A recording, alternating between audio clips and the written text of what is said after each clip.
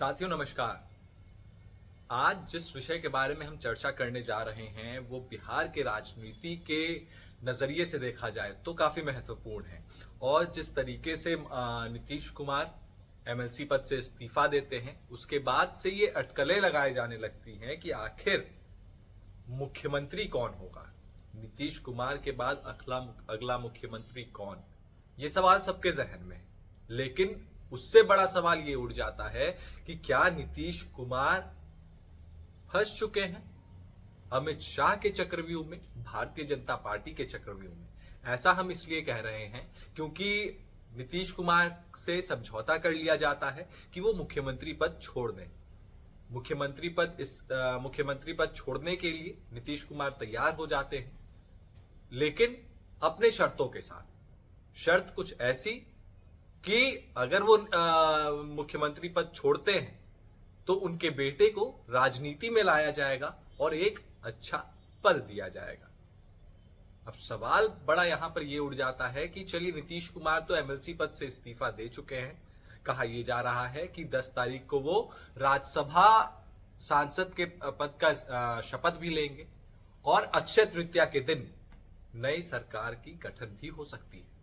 तो क्या उस नए सरकार के गठन में नीतीश कुमार के बेटे निशांत कुमार को विशेष जगह दिया जाएगा, जिसकी उम्मीद नीतीश कुमार करते आ रहे हैं और जिस शर्त पर उनसे बात हुई थी। ये सवाल हम इसलिए कर रहे हैं क्योंकि जिस तरीके से लगातार ये देखने को मिल रहा है कि नीतीश कुमार पूरे तरीके से हाईजैक हो चुके हैं। ये सवाल लगातार राजनीतिक गलियारों में उठाए जा रहे हैं कि नीतीश कुमार भारतीय जनता पार्टी द्वारा हाईजैक हो चुके हैं।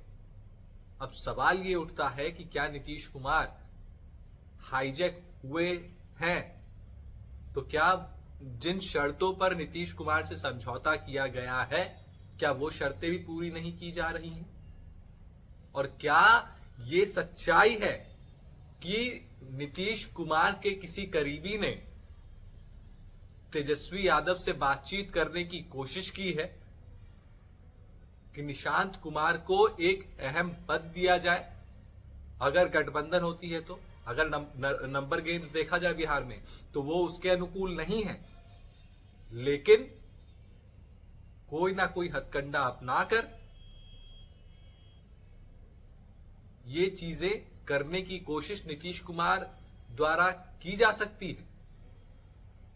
ये सवाल हम इसलिए उठा रहे हैं क्योंकि सूत्रों की माने तो ऐसा हुआ है। नीतीश कुमार के कुछ करीबी तेजस्वी यादव से संपर्क किए हैं, लेकिन तेजस्वी यादव ने इस बार सिरे से नकार दिया है शुरुआती तौर पर कि अब बहुत हुआ, अब हम इस राह पर नहीं चलेंगे। अब सवाल यहां पर यह उठता है कि चलिए नीतीश कुमार तो हाईजैक हो गए हैं, निशांत कुमार को कोई विशेष पद मिलता है या नहीं मिलता है। आप ये मानकर चलिए, ये स्पष्ट रूप से आप समझ जाइए कि नीतीश कुमार के बेटे निशांत कुमार मुख्यमंत्री तो नहीं बनने जा रहे हैं। मुख्यमंत्री पद का तो सवाल ही नहीं उठता है। डिप्टी सीएम की अगर बात करते हैं तो डिप्टी सीएम निशांत कुमार बनते हैं या नहीं बनते हैं, इसमें भी अभी बहुत बड़ा इफ एंड बट का सवाल उठा हुआ है। इसमें भी कोई पुष्टि नहीं है कि निशांत कुमार को डिप्टी सीएम भी बनाया जा रहा है, इसमें कोई पुष्टि नहीं। अब सवाल यहां पर यह उठता है कि क्या भारतीय जनता पार्टी अपना सीएम चेहरा जो लाएगी वो चेहरा कौन होगा? नाम कई सारे चल रहे हैं, कई राजनीतिक के कई सारे दावे कर रहे हैं। कोई कह रहा है सम्राट चौधरी होंगे, कोई कह रहा है नित्यानंद राय होंगे, सबके अपने अपने नाम।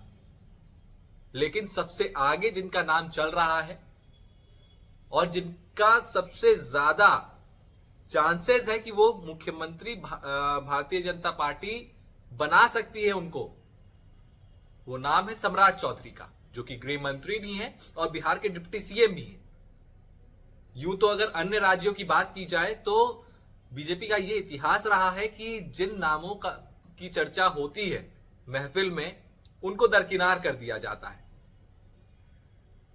तो क्या बिहार में ऐसा नहीं होगा? जी हां, ऐसा नहीं होगा क्योंकि सम्राट चौधरी को बनाया जाएगा उसके पीछे कई सारी वजह हैं। सम्राट चौधरी नीतीश कुमार के काफी खास है, उनसे बहुत अच्छी ट्यूनिंग बन चुकी है सम्राट चौधरी के, विश्वासी लोगों में से आने लगे हैं सम्राट चौधरी। वहीं अमित शाह के भी काफी करीबी सम्राट चौधरी माने जाते हैं। तो अब ऐसे में क्या किसी दूसरे चेहरे पर भारतीय जनता पार्टी भरोसा करेगी?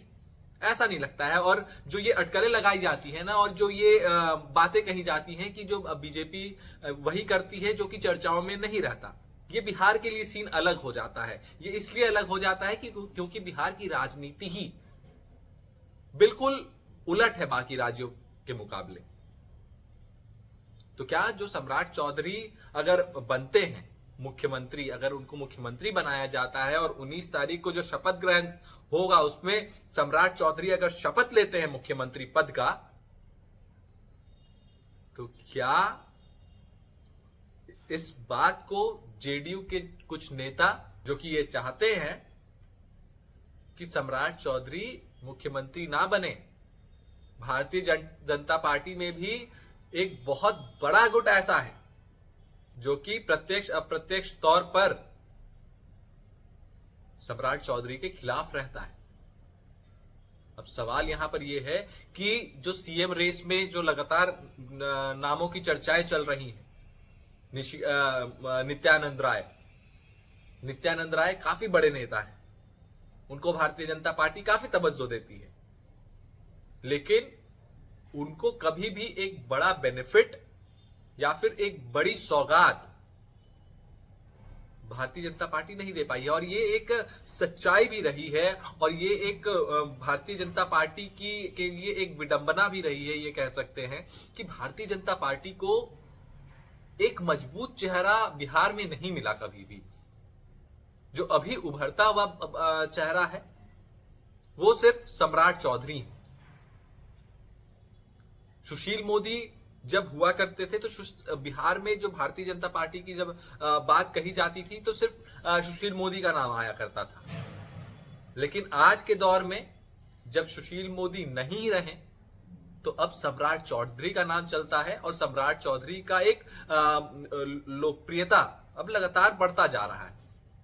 तो इससे अब भारतीय जनता पार्टी भी इससे नकार नहीं सकती है। और अमित शाह ने जो पूरा कंट्रोल किया है बिहार को अपने चाणक्य नीति से, वो कहीं ना कहीं अब जेडीयू के लिए मुश्किलें अब बढ़ाती हुई नजर आ रही हैं। क्योंकि जेडीयू हो या नीतीश कुमार हो, नीतीश कुमार जिस जिन बिंदुओं पर अपनी सहमति मनवाना चाहते थे, शुरुआती दौर में उन पर सहमति जताई गई, लेकिन जब चीजें करने की बारी आती है तो चीजें नहीं होती हैं, जिसको लेकर नीतीश कुमार नाराज चल रहे हैं। लेकिन अब नीतीश कुमार के पास भी सच्चाई मायने में नीतीश कुमार के पास कोई ऑप्शन नहीं, क्योंकि नीतीश कुमार हाईजैक हो चुके हैं। नीतीश कुमार से एमएलसी पद से इस्तीफा ले लिया गया, राज्यसभा सांसद के लिए वो नियुक्त हो गए। वो शपथ ग्रहण शपथ लेंगे वो 10 अप्रैल को राज्यसभा सांसद के तौर पर। तो अब नीतीश कुमार इस परिस्थिति में है कि वो चाहकर भी कुछ नहीं कर सकते।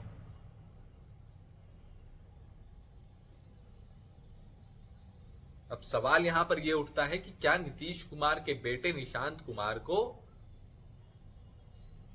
एक बड़ा पोर्टफोलियो, जिसकी उम्मीद नीतीश कुमार करते हैं, जिसकी उम्मीद जेडीयू के कुछ पुराने नेता करते हैं।